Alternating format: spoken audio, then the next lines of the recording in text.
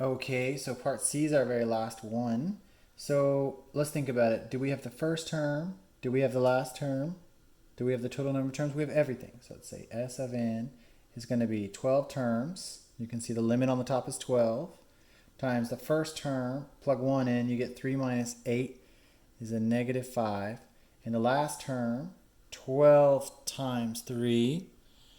12 times 3 is 36 minus 8, which is 28. Good, divided by 2, 6, which gives us minus 5, 23. 6 times 23, which comes out to, did we get it right? 138. Look at us, moving on. So there you go, there was just some simple logic. Remember, you may have to use some of that previous knowledge from another problem to solve that. Okay, so solving an application problem, I'll hop over that. There's nothing to these. You guys just have to interpret the question into everything we know already. They may give you the first term or the last term or make you solve for the number of terms. We know how to do that pretty simply. Okay, so let's jump into geometric series. So we just finished arithmetic series, which means that we're adding. Now we're jumping into multiplying and dividing. So again, they give you another derivation and they give you a formula. Now this formula is much more complicated. Let me zoom in. Hey. Is he there? Oh, are you recording? Mm-hmm. Like currently? Yeah. Like I'm in their video? Yep. Doesn't look like it's on recording. It is. Okay, I needed my computer. Oh, well. Okay, bye. Okay, so here's the equation here. And we're going to use this in just 2 seconds. It's quite complicated though, but no need to interpret it too much. It's the first term times 1 minus r to the nth term, right? Divided by 1 minus r. Fairly complicated, but don't worry. Let's just see how this plays out. All we have to do is kind of put this into action. So now, example 4 says, use the formula to find the indicated partial sum of the geometric series. All right, here we go. Oh, and here's the equation above. So it says identify A1, R, and N. Do we have all of those things? So it says find S11 for the series 8 plus negative 4 plus 2 plus blank, blank, blank. Okay, so do we have A1? It looks like we do. It's 8. Do we have R? So remember, finding R, you just take the first term, or the second term, and you divide it by the first term. So it'd be negative 4 divided by 8, which would be negative 1/2. So that's our R value. So let's write that down. So A1 was 8. R was negative 1/2. Excellent. And then finally, N. Do we have our N value? Well, they tell it right here. S of N is 11. So that means our N value has to be 11. So we have all 3 of those pieces of information. Let's just plug all that in. S of N is going to be A1, 8 times 1 minus negative 1/2 to the nth term, which is of course 11. Cool. Divided by 1 minus a negative 1/2. Okay, fairly complicated. Let's see how that turns out. Yep, I just plugged all this in here, right? And this clearly just goes into a calculator, and you get 5.366. Cool, that's our first one. Let's try the next one. Maybe it's more complicated. So they're going to hide stuff again a bit from us. So let's scroll back up so we can see. So A1 is clearly going to be what? So A1 is going to be 3 times 2 is 6. R is going to be, we need to know the next term. So 2, so 3 times 2 squared, 4. 4 times 3 is 12. 12. So 12 divided by 6 is 2. So that's our R value. Cool. And then our N is 6. Cool. It's just that upper limit. So we throw all that into the big equation. Sn is 6 times 1 minus R, which we know, 2 to the 6th power divided by 1 minus 2. All right, so this one might be a little bit easier to actually figure out. 2 to the 6th power is what? Let's take a look at that. Make sure I don't mess that up.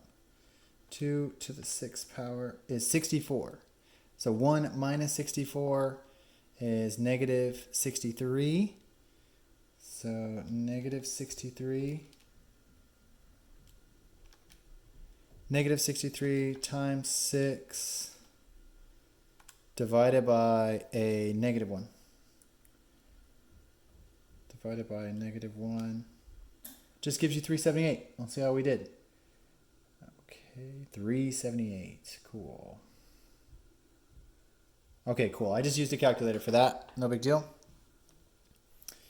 There's that one. So here's our first couple geometric series. Okay, again, another one of these application problems. Feel free to knock this out. I don't want to go over it too closely. I want you to do this on your own because this is very similar to the quiz. You'll almost be guaranteed a question like this. So just go slow. If you can just interpret it properly, you utilize that equation and it's easy. Okay, finally, this is the tail end. It says use the formula for the sum of the infinite geometric series. This is a little bit complicated, but we can just chat about this quickly. So determining whether the sum of an infinite geometric series is defined. If the terms in an infinite geometric series approach 0, right? So as you sum them together, if it's approaching 0, then the sum of an infinite geometric series can be defined. The term in this series approaches 0. So it says the term, so 1 plus 0.2 plus 0.04 plus 0.008. So notice that as we keep going further and further out, right, it's going towards 0. So you're not really changing it. At some point, you're not really changing the value in some meaningful way. So just the first couple terms in this series really make all the difference, right? They're really going to define it. Now, if it isn't going to 0, then you have something else on your hands. But this is actually good for us. So if it starts to go to 0, then that means we have something we can actually solve. So let's take a look at this. It says determining whether the sum of an infinite series is defined. The sum of an infinite series is defined if the series is geometric and r is between -1 and 1. Okay, so these are all things we can solve for. So let's play around with this and see if we can figure it out. 6a, let me just zoom in a bit. If I can keep these instructions nice and big. So it says 6a, 12, 8, 4, etc. Is this going towards 0? What do you think? So it says, find the common ratio of the second term to the first term. So 8 divided by 12, 8 over 12 is clearly what? 2/3. And then 4 over 8. Uh-oh, this isn't good. This is 1/2. So look, our common ratio changed. So that means that it's not consistent. It's not even a geometric series, or it's not even a geometric sequence. So it goes to 1/2, as you can see the answer there. So the series is not geometric. So we're done with A. So A, done. So it's not even worth figuring that out. Next one. 3/4, 1/2. Are we ready? So 1/2 divided by 3/4. So that's another way of saying 1/2 times 4/3. Cancel, cancel. 1, 2, 2/3. Okay, so the first common ratio is 2/3. Let's do the next one. 1/3 divided by 1/2. This is another way of saying 1/3 times 2, which is 2/3. Okay, so we can say that the common ratio is, of course, 2/3. Now, is that common ratio between -1 and 1? It is, right? It's between -1 and 1. So this, the sum of the infinite series is defined. Cool. So we can say this one is defined. Determine whether the sum of the infinite series is defined.